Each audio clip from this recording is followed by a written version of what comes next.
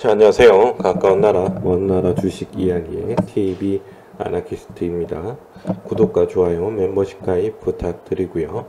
이번에 살펴볼 종목은 상장한 지 얼마 안 된 지니너스라고 하는 종목 살펴볼까 합니다. 말씀드리기 앞서 절대 추천하는 것이 아니며 상승과 하락을 보장하지 않습니다. 제 100%의 사견이라는 점 말씀드리고 시작하도록 하겠습니다. 지니너스, 헬스는 아니죠. 뭐, 약간 바이오 관련된 종목이죠. 제약 관련된 종목이기도 하고요. 상장한 지는 오래되지 않았습니다. 작년 11월 8일에 상장을 했고요. 기술 특례로 대부분 바이오주들이 하는, 상장, 기술 특례, 아니면 IT 기업들, 아니면 게임업들 하시는 그분들이 잘하는 기술 특례로 상장이 됐고요. 일단 기술 특례로 상장이 되면 뭐 좋은 점이 있죠. 좋은 점이 있고, 그래요. 저는 뭐 딱히 좋아하진 않습니다. 기술 특례로 상장한 기업들. 왜냐하면 상장하고 나서도 그렇지만 실적이 좋지 못해요. 대부분이. 네, 진짜 한 방에 나와야 되는데 한 방이 안 나오는 회사들이 많고, 계속 이제 회사가 좀 안 좋아지는데 점점 계속 상장이 유지돼 있는 것도 좀 불안 요소기도 하죠. 일단은 지니너스는 상장되지 얼마 되지 않았고요. 이렇게 해서 상장한 날 6,489원을 올랐다가 뚝 떨어졌어요. 그래요. 좀 아쉽는데 이렇게 떨어졌다가 이제 최근 들어서 8월 들어서 7월 말부터 쭉 떨어졌어요. 이게 무상증자 권리락이거든요. 무증. 그러니까 할 것 다 했어. 이렇게 보면 최근에 이제 1, 2년 아니면 뭐 길게 봐서 3년 정도 상장한 지 얼마 되지 않은 종목들이 상장 초기에는 유보율이 높은 편이죠. 가급적이면 높은 편이기 때문에 요즘 트렌드가 됐어요. 뭐 네 자릿수 이상이었던 종목들이 뭐 공구먼이라든지 로터스라든지 뭐 이런 종목들이 무상증자를 했는데 엄청 올라가죠. 뭐 1대 8, 1대 5 뭐 이렇게 해서 올라갔어요. 그리고 웃긴 게 권리락 이후로 걔들은 상한가를 쭉 해서 올라갔어요. 차트 보시면 알 겁니다. 공구우먼 볼게요. 공구우먼 보면 권리락 이날이죠. 이날에서 상한가 올라갔어요. 그죠? 로터스.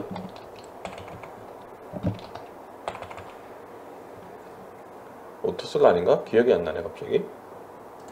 그래요. 노터스죠. 로터스란다. 노터스입니다. 로터스 여기 보시면 요날이죠. 요날 권리락 상한가 한 번, 두 번, 세 번, 네 번, 다섯 번 이렇게 갔었단 말이죠. 6월달, 7월달까지만 해도 이렇게 무상증자를 했다고만 하면 권리락 이후로 이렇게 폭등하는 모습이 나와줬어요. 근데 얘는 반대로 갔네. 그죠? 얘는 반대로 갔어. 권리락 이후로 뚝 떨어졌어요. 뭐 1대2라서 뭐 전에 종목보다는 많이 적죠. 1대5, 1대8보다는 많이 적죠. 그래서 내려갔을 수도 있다고 볼 수 있는데 제가 봐서는 그렇게 큰 메리트가 없다라고 본 것 같아요. 무상증자를 해도 1대2에 무상증자를 했습니다. 1대2에 무상증자를 했고요. 여기 보시면 무상증자 결정 나오죠. 그래서 1대2 한 주를 갖고 있으면 두 주를 더 준다. 그래서 총 3주가 되고 주가는 3분의 1로 변하는 겁니다. 그래서 무상증자를 했는데 어떻게 보면 무상증자가 실패를 한다 이렇게 보는 게 맞는 것 같아요. 그리고 나서 이렇게 내려왔습니다. 일단은 내려왔고 지금 이렇게 흐름이 좋은 거는 여기 뉴스가 났죠. 랩지노미스와 이제 이렇게 일을 같이 해서 이제 뭐 미국 진출을 위한 진단 분야 확대에 나선다, 뭐 솔루션 개발을 했다, 유전체 뭐 이런 게 있어요. 어려운 얘기들입니다. 하지만 좋은 내용이겠죠. 이렇게 해서 올라왔고요. 그래서 20.66에 마감을 했습니다. 고가는 29.85 상한가까지 갔다가 내려왔어요. 대부분 상한가까지 올라갔다가 밀려 내려온 종목들은 시간에서 떨어지는 경향이 대체적으로 많습니다. 물론 다시 상한가 가는 경우도 있지만 제 경험상으로는 떨어지는 경우가 좀 더 많았고요.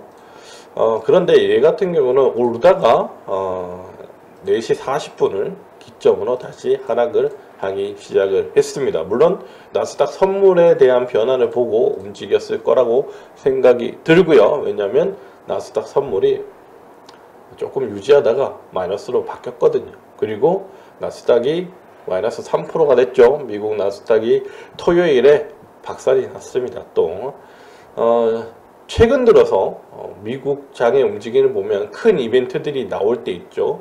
FOMC의 금리 발표라든가 아니면 소비자 물가지수 발표라든가 이럴 때를 잘 보시면 그 당일에 이상하게 급등이 나왔다. 이번에도 급등이 나왔죠. 2.23% 정도 올랐는데 바로 그 다음날 3%로 꼬라박았죠. 이런 경우가 허다하게 많아지고 있어요. 빈번해지고 있습니다. 그렇기 때문에 예측하기가 굉장히 어렵다는 점, 그 점을 꼭 유념하시고 대응을 해 주셨으면 좋을 것 같아요.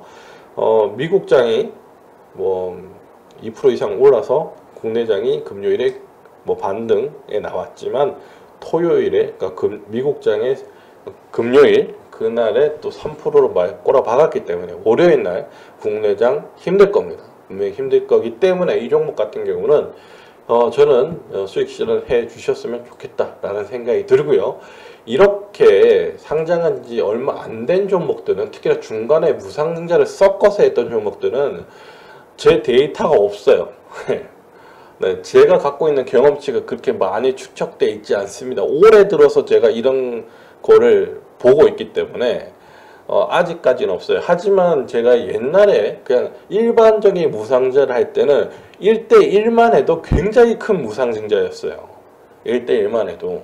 근데 지금은 1대5, 1대3, 뭐 1대3 이상은 완전히 보편화가 됐다 이렇게 보여지고, 그리고 업력도 그렇지만 상장한 지 이렇게 채 3년이 안 되는 종목들이 무증을 때리는 경우는 예전에는 거의 없었어요. 꽤 이제 상장한 지 좀 된 종목들이 진짜 간혹 가다가 무증을 이렇게 했었죠. 굉장히 호재로 작용을 했습니다. 그리고 가격이 그만큼 반토막이 나도 아니면 3분의 1 토막이 나도 아니면 2분의 1 토막이 나도 어차피 곱하기 그만큼 되죠. 그렇기 때문에 주가는 표면적으로 왜곡돼서 보여지되 다시금 한 6개월에서 1년을 기다리면 무상증자 하기 전에 가격으로 회복하는 경향이 눈에 띄었어요. 제 경험상으로는. 하지만 지금 나오는 이런 데이터들은 없는 데이터였어요. 네, 지금 새롭게 만들어진 트렌드이기 때문에 제가 이거는 섣불리 판단하기가 어려워요. 그래서 일단은 이 종목 같은 경우 저 같으면 일단은 거래량은 나오고 있어요. 이 정도면 괜찮다라고 보여지는데 신규 상장된 지 얼마 안 된 종목들은 데이터가 아무래도 많이 적기 때문에 특히나 무상증자를 중간에 때린 경우는 더 없어요. 데이터가. 그렇기 때문에 저는 이 종목 3,000원 정도까지만 바라보시는 게 좋지 않을까라는 생각이 들어요. 아무리 길게 봐도요. 단기적으로는 저는 이 종목 2,700원 되면 수익 실현해 주시는 게 좋지 않을까라는 생각이 듭니다. 꽤 시간이 오래 걸릴 것 같아요.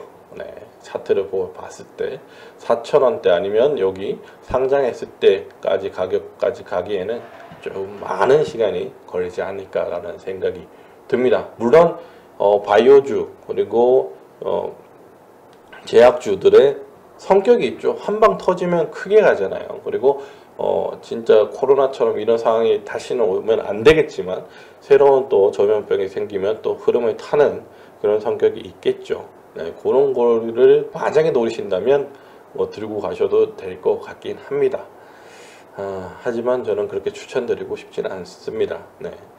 그래요. 지리너스는 손절가만 잡아드리는 게 맞는 것 같습니다. 한 2,100원 정도의 손절가가 적당할 것 같아요. 이게 깨지지 않으면 들고 가셔도 되지 않을까라는 생각이 듭니다.